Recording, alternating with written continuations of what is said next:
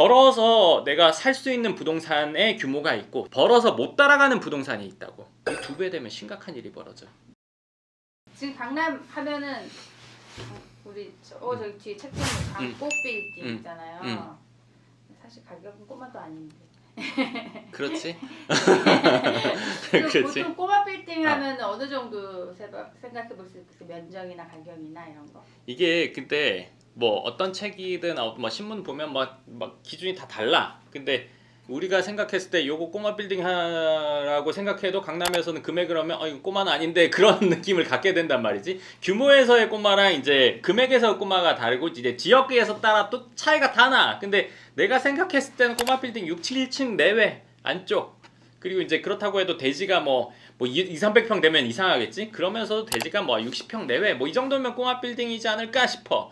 그게 금액이 지금은 뭐 강남은 100억이 넘어가니까. 근데 이거 알고 있어야 돼. 뭐냐면 최근에 강남구에서 이뤄졌던 3개월 동안 건물이 매매됐던 자료를 저희가 위치별, 주소별, 그리고 금액별, 평당가, 뭐 건물 연면적당 뭐 이런 것들을 다 분석해서 자료를 만들어 놨습니다. 그래서 그 자료가 필요하신 분들, 건물을 사려고 하는 분들은 그 자료 한번 보시면 도움이 되실 거예요. 그 자료가 필요하신 분은요, 연구명 부동산 연구소 카페 공지글에 보시면 제가 그 자료를 올려놨으니까 다운받아 보시면 도움될 것 같습니다.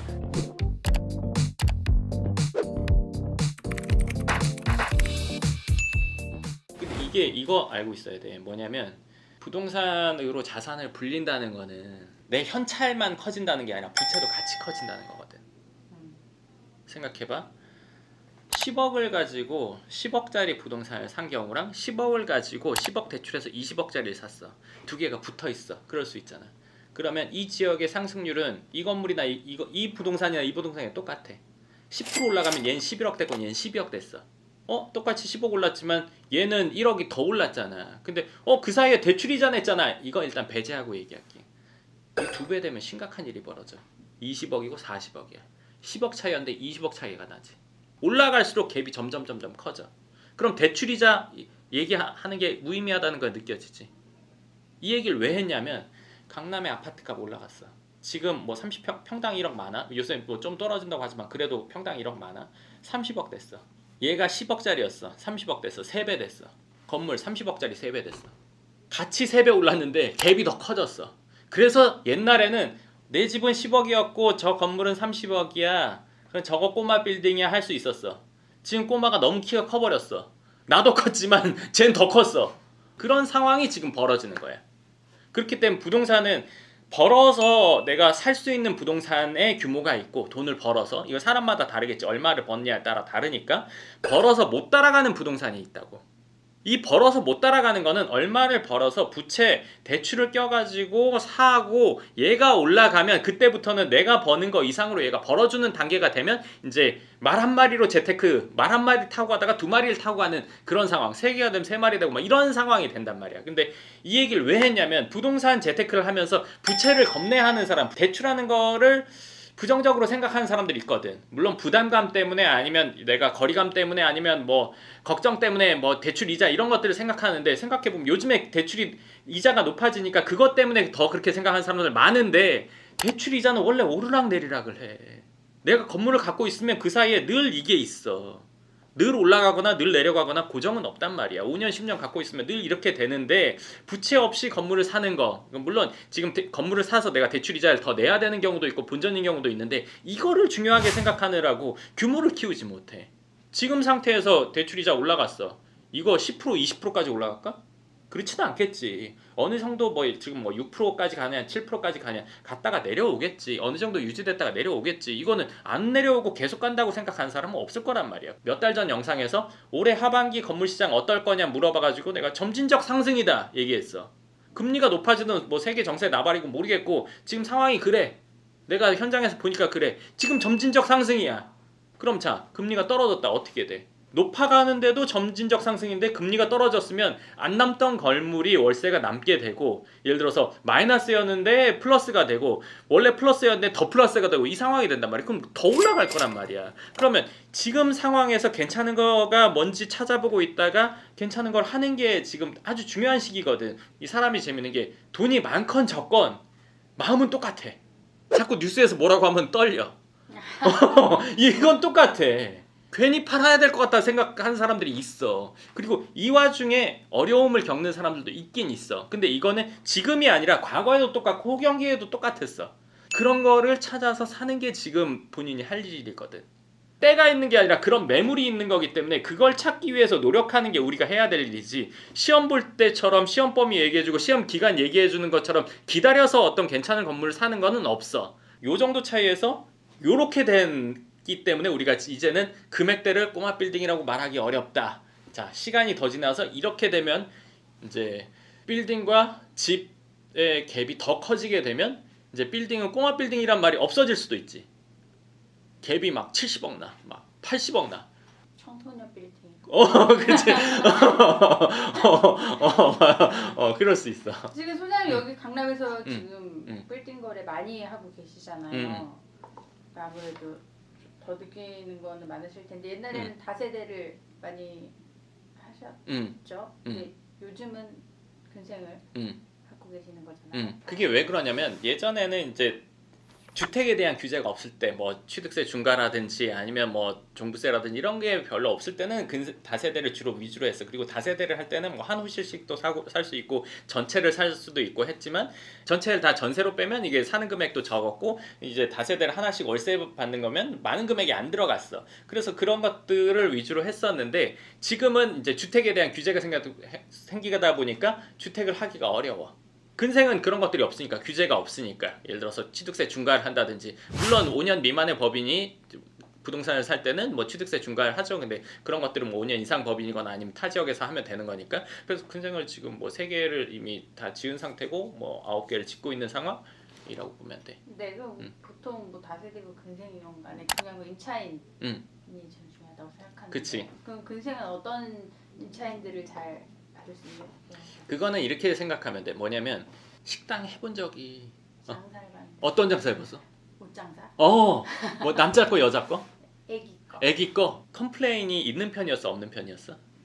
별로. 별로 없었어? 왜냐면 금액이 그러잖아요. 금액 크면 또 있지만 작으니까 그냥 오히려 반대야. 아닌가?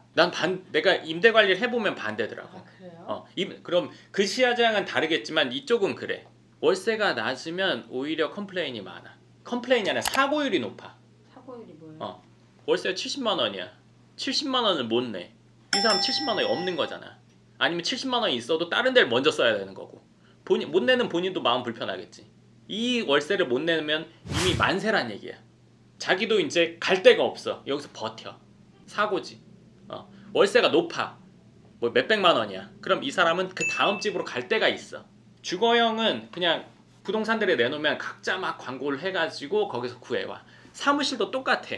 여기는 임대 시장이 워낙에 발달했기 때문에 본인들만의 뭐 광고하는 사이트도 있고 그걸 공용으로 쓰는 데도 있고 뭐 직방 다방 뭐 이런 데도 있고 그 외에 사무실도 그런 것들이 있어. 사이트들이. 그래서 그런 것들을 통해서 구하지. 근데 이제 이왕이면 좀 빨리 구하려고 하면 그런 것들만 전문으로 하는 데들이 또 있어. 그런 것들과 연결이 돼 있지. 그럼 그런 것들에서 이제 세입자를 찾아서 이제 구해줘서 보고 이제 계약을 진행을 하는데 내가 임대를 잘 하는 방법 중에 하나는 건물을 잘 짓는다야. 물건이 좋아야 하자가 없을 거고 물건이 좋아야 그걸 원하는 사람들 중에서 내가 골라서 넣을 수 있겠지. 그러니까 건물을 잘 짓는다. 좋은 위치를 선정해서 건물을 잘 짓는다가 임대하는데 가장 큰 영향을 미쳐. 그래서 그걸 잘하고 그 다음에는 예를 들어서 구하는 그것들을 전문으로 하는 데랑 연결해서 세입자를 구하는 거. 그리고 그렇게 하더라도 세입자 중에서도 좀 고르는 편? 보증금 좀 예를 들어서 더 내는 거에 대해서 유연한지 안 한지. 근데 보증금에 너무 예민하게 나온다. 그러면 이거는 돈이 별로 없는 경우도 있고 그리고 업종이 잘 되는지 안 되는지는 이건 검색해보면 뭐 유명한 회사인 경우도 있고 아닌 경우도 있고 아니면 뭐 엔터테인먼트 같은 경우는 유명 연예인이 있다. 그러면 뭐 안정성이 있는 거지. 통으로 매매를 만약 한 회사라든지 이런 데로 이제 임차를 줬을 경우에 장점이 단점이 들었거든요. 5개층이면 한 층씩 하면 5명을 상대하는 거랑 1명 상대하는 거랑 이게 더 수월하지 아무래도. 근데 건물 통으로 임대 줬는데 이 사람이 나가면 다음 세입자를 구할 때 그 공실이 전체가 나냐 한 개층씩 나냐 그러면 이제 임대 안정성은 요게 낫지. 근데 예를 들어서 임대 관리의 수월함은 요게 나. 건물을 직접 지으시잖아요. 그럼 사람들이 이제 해서 이제 여기다가 막 맡긴다든지 아니면 자기가 보통 건물을 짓고 싶어하는 사람들이 있잖아요. 그런 거를 들여다 보니까 그 공사가 만만치 않다고 들었거든요. 그래서 개인이 막 자기가 해보려고 하는 사람들은 진짜 힘들었다 뭐 이런 얘기가 있거든요. 공부를 잘하는 노하우는 열심히 많이 하는 거라 가지고 그럼 건물 처음 지을 때는 어땠냐 물어볼 수 있겠지. 나도 처음 있었으니까 보면 알겠지만 난 좀 에너지가 있고 막 긍정적이고 뭐 일단 다 해버린다 막 이런 마인드라 가지고 민원이든 뭐든 나는 다 상관없다, 내가 알아서 다 해결한다, 뭐 안 되면 가서 어떻게든이라도 내가 한다 주의로 시작을 했어. 모르면 용감하다? 아니 알긴 알아. 왜냐면 부모님이 건물을 질 때 내가 그런 걸 많이 봤거든. 그래요? 그래서 내가 할 수 있는 준비는 다 하고 민원이나 이런 것들은 내가 유연하게 어떻게든 대처해서 최대한 적은 금액으로 해결한다. 우린 봄, 여름, 가을, 겨울 오는 거 알잖아. 근데 여름에 갑자기 어느 날 갑자기 영하 3도로 떨어져. 그럼 사람들 엄청 놀래고 막 갑자기 감기 걸린 사람들도 이거 할 거 아니야. 근데 한절기 가을에서 겨울 된다는 건 다 알잖아. 알고 맞는 겨울이랑 모르고 맞는 거 갑자기 낮은 온도랑은 다르거든. 난 알고 있었어. 왜냐면 부모님이 건물 질 때 별의별 일이 다 있었거든. 옆집에서 민원 넣어가지고 공사가 멈췄었어. 우리는 멈추기 전에 별의별 일이 다 있었고, 그러니까 멈추려면 한 번에 멈추질 않아. 지금은 그렇게 공사금지 가처분이 잘 안 떨어지는데 옛날에는 피해가 있다고 하면 일단 공사금지 가처분이 지금보다는 수월하게 나왔어. 그래서 우리는 지하 뚜껑 덮고 멈춰 있었어 1년을. 그리고 소송을 했어. 그러면서도 이 집이 우리 거를 싸게 먹으려고 막 사람도 보내고 별일도 다 있었고, 건물 지을 때 좀 자주 하기 전에 뭐 자기가 생긴 게 우리 때문이었다, 알고 보니까 뭐 근처에 집이 가보니까 원래 생각했는데, 결국에는 재판을 해서 조정을 해가지고 우리가 많은 돈을 물어줬는데 건물 주인이 쌩까고 이 사람 안 주고 막 이런 일들이 있었어. 무용인데 이거. 그런 일들이 있었어. 근데 어릴 때는 내가 그거를 진짜 막 억울하다 화난다 막 이런 것만 있었지. 그렇지만 이제 내가 건물을 지을 때 보니까 저런 일도 있을 수 있구나. 그러니까 그 전에 쇼부를 봐야 된다. 쇼부를 봐야 된다가 있었단 말이야. 그래서 건물을 지으면서 옆집에 민원 당연히 있었지. 짓고 나서 문제도 있었고 뭐 차 대는 것도 문제가 있었지만 마지막에 가서 나는 그냥 젠틀하게 나오면 젠틀하게 이제 상대, 막 나오면 막 이해는 이 눈에는 눈으로 한다는 나는 그게 있었어. 그래서 뭐 민원이 있었지만 해결. 약간 악의적인 한몫 챙기겠다. 왜 교통사고도 한대 틱하면 막 차 다 고쳐야 되는. 있지 당연히. 종종 있어. 극히 드물지 않아. 그럼 어떻게 해요? 손해봐. 가만히 앉아서 무슨 거예요? 아니 근데 그게 일단 민원 얘기 다 마무리한다면 민원도 악의적으로 돈을 뜯어내려고 하는 사람들이 있어. 근데 이제 내 입장이니까 이 사람들이 악의적이라고 생각하는데 본인은 그렇게 생각하지 않을 거야. 본인은 분명히 내가 피해본 게 있다고 생각하고 그거를 충분히 받아내야 된다고 생각할 거란 말이야. 예를 들어서 교통사고가 나도 내가 이거 사고 난 부분을 고친다는 사람이 있고, 사고 났기 때문에 시세가 떨어졌으니까 그것까지 다 받아야 된다는 사람이 있고, 정신적 보상까지 해야 된다는 사람이 있고, 다 다르단 말이야. 근데 이거는 법적으로 끝까지 해가지고 전혀 상관없는 것까지 밝혀낸 경우도 있고, 2번을 우리가 이겼음에도 불구하고 대법원에까지 넣은 경우도 있어 상대방이. 근데 거기서 이제 안 된다고 했지. 재밌지. 고생 많이 하셨네. 뭐 그런 경우도 있고, 모르고 하면 이렇게 당하는 거야. 알고 있으면 당하지 않아. 그래도 최소한으로 당해. 그런 것들을 해야 되는데 모르고 처음에 공사를 했다가는 그렇게, 예를 들어서 옆에서 내가 그래? 너 공사 잘 시작했다 야, 아주 잘 됐다 야, 이렇게 생각하고 덤비면 이거는 거의 무방비야.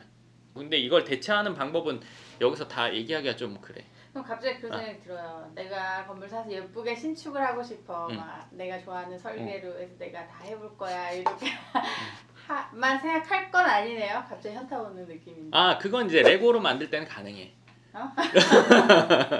레고로 만들면 뭐 내가 얼마든지 부셨다 넣었다 이렇게 할 수 있잖아. 근데 이제 현실에서 건물을 지으면 주변 상황도 있고 법도 있고 그리고 건설사와의 관계도 있고 거기서 뭐 현장 소장님 뭐 인부들 이런 것들이 있기 때문에 내가 원하는 만큼 이렇게 딱 될 거라고 처음에 건물을 짓는 사람은 그렇게 생각한단 말이야. 근데 이게 조금씩 어긋나.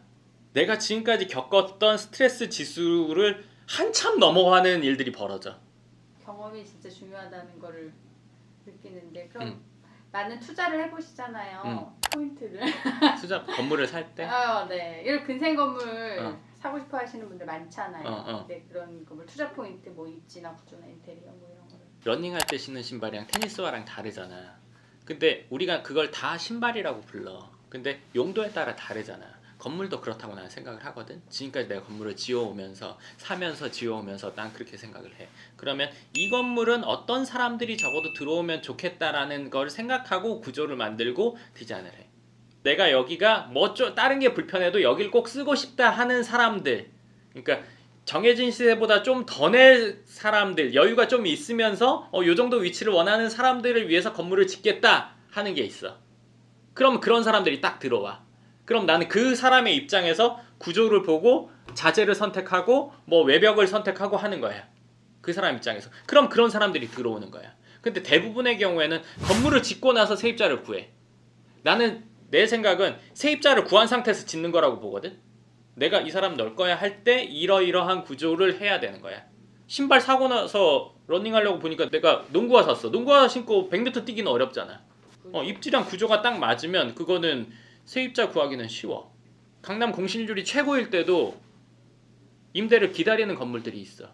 상관이 없어. 그거부터 사람들이 들어가려고 해. 그러면 그거는 그 건물들은 세입자 면접을 봐. 그런 구조랑 입지를 보고 선택해야 돼. 근데 그게 뭐냐 물어보면 이거는 다 건물마다 달라. 이 건물 이 위치는 뭐엔 맞는데 뭐엔 안 맞거든. 근데 맞는 거로 안 지어놓고 안 맞는 걸로 지어놓으면 이거는 예를 들어서 임대도 안 들어오고 분양도 안 돼. 내가 예전에 본 거 중에 짓는 걸 보고 저기도 집을 왜 짓지? 저기에 고급 빌라를 짓는 거야. 이건 말도 안 되는 일인데. 근데 그게 짓고 나서 분양도 안 되고 1층 상가도 그대로 다 남아있고 지금도 밤에 한 번씩 지나갈 때 보면 다 불이 꺼져 있어. 요즘에 하이엔드 오피스텔들이 막 유행하거든.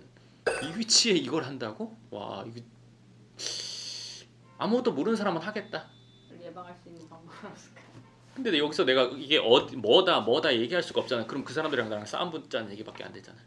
근데 내가 건물을 산다. 그러면 이런 거는 좀 주의해야 한다. 이런 거 있을까요? 주의? 이거 다 건물마다 달라. 몇 다시 몇 번지라고 얘기해주면 내가 이거 맞아 안 맞아 얘기해줄 수 있어. 근데 그냥 사람을 좋은 사람 나쁜 사람 어떻게 판단해?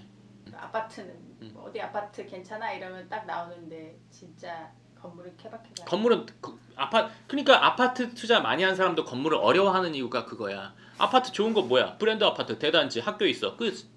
어느 지역에도 이 세 가지만 맞으면 일단 거기서 제일 좋은 아파트에 속해. 건물은 그렇지가 않아. 건물마다 달라.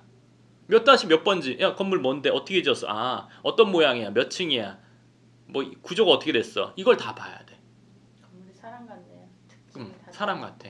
진짜로 사람 같아. 빌딩은 단순히 중개업자들과만 거래하기에는 조금 위험한 느낌이. 그럼. 지어봤다거나 그럼. 관리해봤다거나. 그게 왜 그러냐면 아파트는 내가 기준이 있거든. 검색만 좀 해보면 여기가 중층, 고층, 저층은 얼마다, 시세가 얼마다. 그걸 내가 알아, 내 기준에. 그래서 내가 생각한 금액이 나오면 그냥 살 수 있어. 건물은 그 기준이 본인이 있기가 힘들어. 거의 없어. 그러니까 그 기준이 정확한 사람한테 물어봐야 돼. 근데 부동산들은 그 기준이 있더라도 얘기해주기 어렵지. 왜냐하면 거래가 우선이기 때문에. 예를 들어서 알고 있는 걸 100% 얘기해주면 거래가 안 되면 이 사람은 그걸 뭐 소득이 안 생기잖아. 그렇기 때문에 그걸 얘기해줄 수 없지. 그걸 객관적으로 얘기해줄 누군가가 있어야 돼. 건물은 진짜로. 자로 잰 듯한 어떤 규격 안에 들어가서 요 규격 안에 들어오면 뭐 사야 된다, 말아야 된다라고 말할 수가 없습니다.